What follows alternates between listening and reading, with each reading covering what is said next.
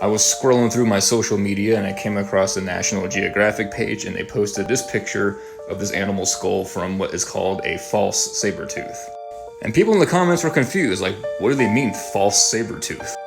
Is the skull fake? Is the animal fake? And some of them took it to mean that, like, oh, National Geographic just admitted that fossils are fake and that we're being duped. Which I think it's funny that they think that there's some conspiracy with all the world's biologists and paleontologists and science communication organizations like National Geographic to hide that fossils are fake, but yet are also dumb enough to admit that they're fake, like on their Facebook page. But no, just because an animal has false in the name doesn't mean it's fake. This is a photo of a false killer whale. It's called this because we discovered the skull before we discovered the actual animal, and it bared a resemblance to the orca.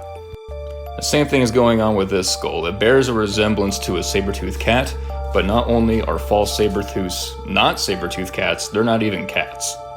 They are in a completely different family of animals called the Nimravids. And while at first glance they look very cat-like, there are some differences, such as in their skull, their brain case is more round and blunt, while in a cat it's more elongated. They also have a completely different anatomy of their feet. Cats are digigrade, which means when they walk, all of the bones that make contact with the ground are just their digits, and the rest of the foot is part of the upper leg.